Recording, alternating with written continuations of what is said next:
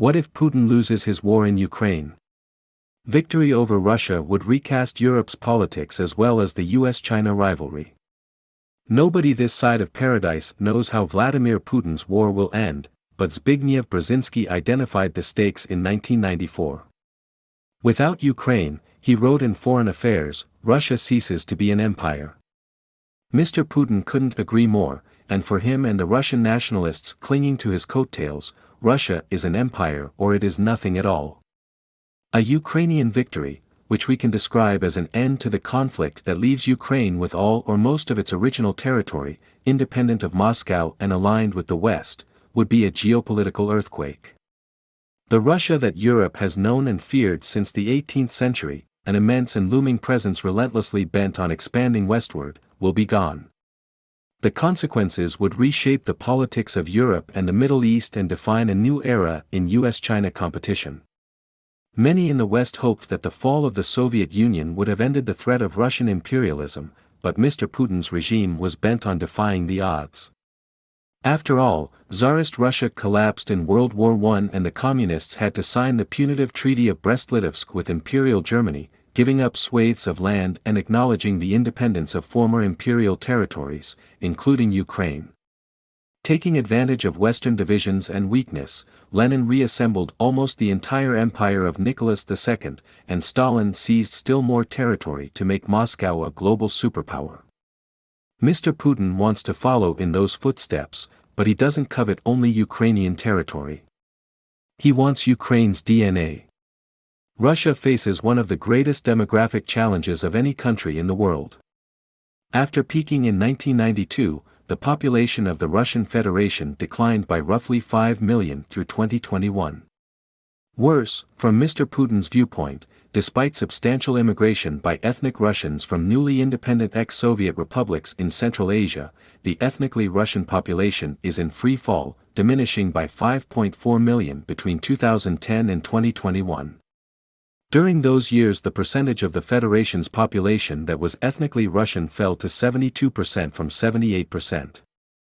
Meanwhile, Russia's Islamic minority populations continue to grow. In Russia's current population, 10% of people belong to originally Muslim ethnic groups. Many Russian citizens of all ethnicities aren't religious believers. By 2034 these groups are projected to account for 30% of the Federation's population. Mr. Putin needs Ukraine's people to reinforce the hegemony of Orthodox Slavs in the Russian Federation. Without them, faced with rising populations in Central Asian countries like Uzbekistan, up 63% since the fall of the Soviet Union to an estimated 35 million in 2023, Russian nationalists foresee only doom and decline. These considerations underline how committed hardcore Russian nationalists are to victory in Ukraine and how globally consequential a Russian defeat would be. A Ukrainian victory would leave a weakened and discredited Kremlin squeezed by a powerful China and a rising Central Asia in the east, a reinvigorated security alliance in the west, and restive ethnic minorities at home. A Ukrainian victory would also present Moscow with a dangerous political challenge. It is by no means certain that Ukraine will emerge from the war as a genuinely democratic and modern state. Many former Soviet republics and ex-Yugoslav republics and even some former Warsaw Pact nations have had a hard time establishing stable democracy, and Ukraine is likely to have more governance struggles. Even so, if Ukraine is seen as the victor in Mr. Putin's war, it will have demonstrated that his style of governance isn't the only model that can work among Orthodox Slavs, and many Russians will want to learn from the winners. A Russian defeat would basically strengthen America's hand globally, but there would be complications. On the plus side, with Russian expansionism firmly checked, the task of maintaining the status quo in Europe would require less U.S. investment. American and Western prestige would be significantly enhanced by victory and would be gravely impaired if Russia wins. As I noted last week, a victorious Ukraine would join Poland, the Baltic states and the Scandinavian countries in a pro-defense bloc of European countries who understand the value of the American alliance. But not all news would be good. Recep Tayyip Erdogan's Turkey would only grow friskier if its fear of Russia fades. An enfeebled, embittered Kremlin could throw itself into China's waiting embrace. Russian instability could pose huge security challenges.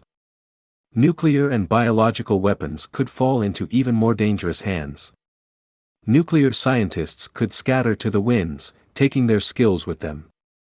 Criminal syndicates and cyber hackers could operate with impunity across an unstable Russia. Even so, given the cruelties and atrocities that mark Russian imperial history, few will shed tears if Ukraine wins its war and proves Brzezinski right.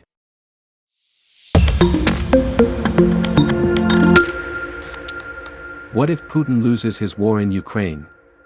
Victory over Russia would recast Europe's politics as well as the U.S. China rivalry. Nobody this side of paradise knows how Vladimir Putin's war will end, but Zbigniew Brzezinski identified the stakes in 1994. Without Ukraine, he wrote in Foreign Affairs, Russia ceases to be an empire. Mr. Putin couldn't agree more, and for him and the Russian nationalists, Chris Christie and the Republican Party's peril. In some ways he's a match for Trump, whose third nomination would mark the end of the GOP. If Trump Republicans propel Donald Trump over the top in the primaries, they will be doing and will have done two things. They will have made him their nominee for the presidency, and they will have ended the Republican Party. I don't mean this rhetorically, in the way of people walking around the past 8 years crying, "The party as I knew it is gone." I mean it literally, the GOP will disappear as a party. Meaning the primary national vehicle of conservative thought and policy will disappear. Whether you approved or disapproved, tearing the party off its deep-dug tracks in 2016, away from things it had stood for since 1980, away from the sort of candidates it had generally put forward, was a wrench, for some a trauma. But the party proved itself able and elastic. There was a great deal of ruin in it, as Adam Smith said. It had enough give to absorb and endure. But a third Trump nomination. The third time it breaks. Put another way, once is what you did, made a mistake, as people and parties do. Twice is what you did, almost out of loyalty to the first mistake. But a third time, that isn't what you did, it's who you are. If the party chooses Trump in 2024, it will mean it has changed its essential nature and meaning, and that it is split in a way that can't be resolved by time. Republicans of the suburbs, of the more educated and affluent places, won't agree to be the official Trump Forever party. They just won't. They will leave. Some will go third party and try to build something there. Some will blend into the Democratic Party and hope they can improve things there. Trump supporters will stay on in a smaller, less competent party. But they will, as time passes, get tired of losing and also drift on somewhere.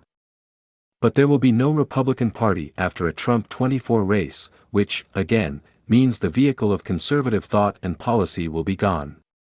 So the question right now isn't so much whether you like Nikki or dislike Ron, it is, do you wish the Republican Party to disappear as a force in American political history? If you answer honestly that you do, you will be leaving the entire national